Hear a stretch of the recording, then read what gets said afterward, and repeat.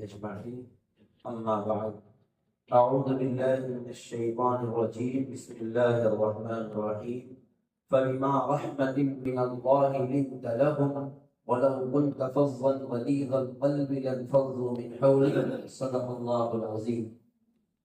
میرے معزز دینی اور ایمانی بھائیوں اور بزرگوں، ابھی حاجی صدیق صاحب نے ایک شعر پڑھا تھا. کون سا شعر تھا؟ پہلا شعر، اوقات نہیں تھے اللہ نے اوقات بنا دی. جی، ہماری واقعتاً کوئی اوقات نہیں ہے. ہمارا مومن بن کر جینا اور دنیا میں ایمان والا بن کر رہنا، یہ واقعتاً اللہ رب ذوالجلال کا بہت بڑا فضل اور بہت بڑا انعام ہے. اسلام کی خوبیاں جہاں اور بہت ساری ہیں، وہیں پر ایک سب سے بڑی خوبی یہ ہے کہ اسلام نے جتنے بھی اہم اور امپورٹنٹ کام ہیں، جن کاموں کے ذریعے سے معاشرے کو، سماج کو فائدہ ہوتا ہے، جس کے ذریعے سے سماج جڑتا ہے، ان کاموں کے لیے اللہ تبارک و تعالی نے اپنے گھر کا انتخاب فرمایا کہ وہ کام جو میرے گھر میں آ کر کے کرو. انہی میں سے نکاح بھی ہے، جس کو کہا گیا، جناب رسول اللہ صلی اللہ علیہ وسلم نے حکم دیا کہ نکاح مسجد میں آ کر کرو، اس لیے کہ نکاح صرف زندگی میں دو بول کا نام نہیں ہے، بلکہ نکاح نام ہے اس خاص ایگریمنٹ کا، اس خاص معاہدے کا جو انسان اللہ کے سامنے بیٹھ کر کے یہ اپنے آپ کی زبان سے کہہ کر کے ایک وعدہ کرتا ہے کہ میں یہاں جو کہہ رہا ہوں باہر جا کر اس پر عمل کروں گا. یعنی قرآن کریم میں اللہ تعالیٰ نے ارشاد فرمایا، حضرت جناب رسول اللہ صلی اللہ علیہ وسلم کو خطاب کر کے فرمایا، فَبِمَا رَحْمَةٍ مِّنَ اللَّهِ لِنتَ لَهُمْ. اے محمد صلی اللہ علیہ وسلم، ہم نے آپ کو نرم بنایا، یعنی ہماری رحمت آپ پر نازل ہو گئی تو آپ نرم ہو گئے. وَلَوْ كُنْتَ فَظًّا غَلِيظَ الْقَلْبِ لَانفَضُّوا مِنْ حَوْلِكَ.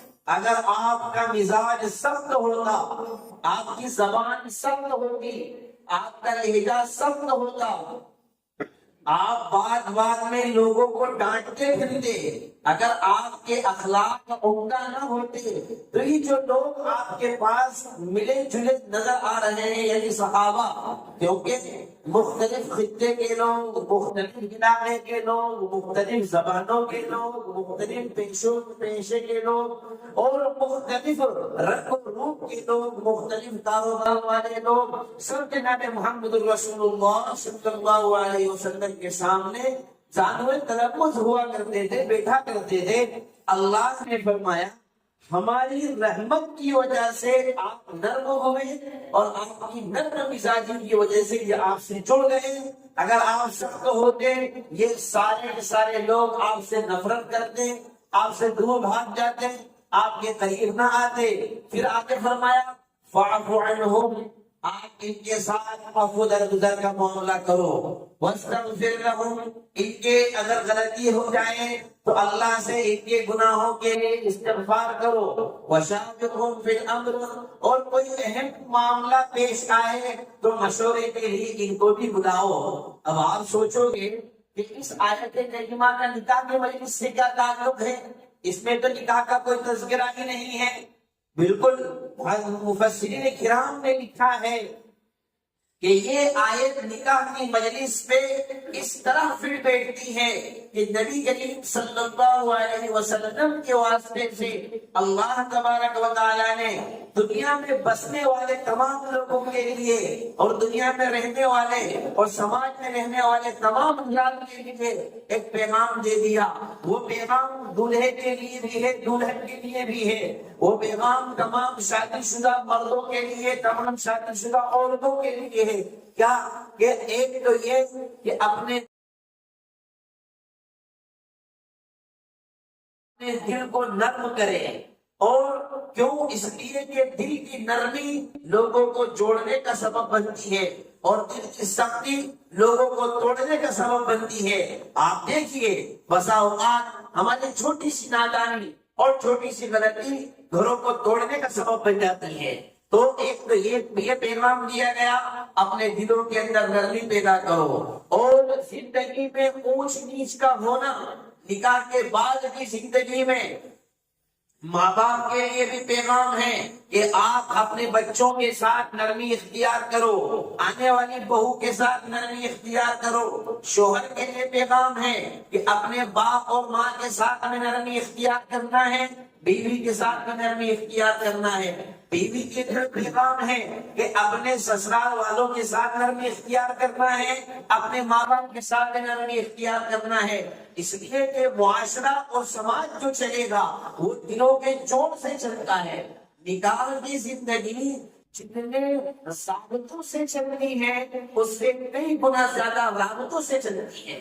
نکاح کی زندگی جو چلتی ہے جتنے اصول سے چلتی ہے، قاعدے قانون سے جتنی چلتی ہے، اس سے کئی گنا زیادہ آپ سے معاہدات سے چلتی ہے، آپ سے محبتوں سے چلتی ہے۔ نبی کریم صلی اللہ علیہ وسلم کو اس آیت کریمہ کے ذریعے خطاب کر کے اللہ تبارک و تعالیٰ نے پوری امت کو پیغام دیا کہ ایسے اہم مواقع جب آئیں، ظاہر سی بات ہے نکاح کرنے کے بعد میں انسان کی زندگی دو حصوں میں تقسیم ہو جاتی ہے۔ ایسے ابھی صرف ماں باپ تھے، اب ماں باپ کے ساتھ بیوی بھی جڑ گئی، تو اب محبتیں اس کو بھی دینا ہے۔ تو اسلام نے بیلنس برقرار رکھا، کہا کہ اس کی محبت میں ایسے دیوانے اور پاگل نہیں ہو جانا ہے کہ ماں باپ کی نافرمانی کرنے لگو۔ ماں باپ کو حکم دیا کہ آنے والی بہو کو، اپنے بچوں کو ایسا کہ غلام بنا کر کے نہ رکھنا ہے کہ ان کی زندگی گزارنا ان کے لیے مشکل ہو جائے۔ نہیں، دونوں کے لیے حقوق ادا کیے گئے، دونوں کے لیے قانون بتایا گیا۔ بیٹے کو حکم دیا گیا اپنے ماں باپ کی فرما برداری کے ساتھ ساتھ اپنی بیوی کے حقوق ادا کرو، اس کو بھی خوش رکھنا تمہاری ذمہ داری ہے۔ تو نبی کریم صلی اللہ علیہ وسلم کو اس آیت کریمہ میں خطاب کر کے نکاح اور نکاح کے علاوہ ایسی جتنی بھی مجلسیں ہوا کرتی ہیں جن کا کام جوڑنے کا ہوتا ہے، جن میں خاندان جڑتے ہیں، رشتہ داریاں جڑتی ہیں، تعلقات بنتے ہیں، ان سرسری مواقع کے اوپر نرمی کا اختیار کرنا محبتوں کے فیضان کا سبب ہوتا ہے، محبتوں کے جاری ہونے کا سبب ہوتا ہے۔ اور جب میاں بیوی آپس میں محبت اور آپس میں مودت، آپس میں رفاقت اور آپس میں اتحاد و اتفاق کے ساتھ رہتے ہیں، اللہ تبارک و تعالی آنے والی اولادوں میں ان کے اثرات کو پیدا فرماتا ہے، آنے والی اولادوں میں ان کی تاثیر پیدا فرماتا ہے، پھر وہ بھی اپنے آپ میں نیک صالح اور دیندار ہوتی ہے۔ اللہ تبارک و تعالیٰ اس ہونے والے نکاح کو خوب بے انتہا قبول فرمائے، خوب خیر و برکت عطا فرمائے، خوب محبتوں سے مالا مال فرمائے، خاندانوں کے درمیان میں جوڑ کا، محبت کا ذریعہ بنائیں، اتفاق اور اتحاد کا ذریعہ بنائیں، اختلاف سے، انتشار سے، کسی بھی قسم کے فتنے اور فساد اور شرور اور فتن سے اللہ رب الجلال سب کی ہم سب کی حفاظت فرمائیں۔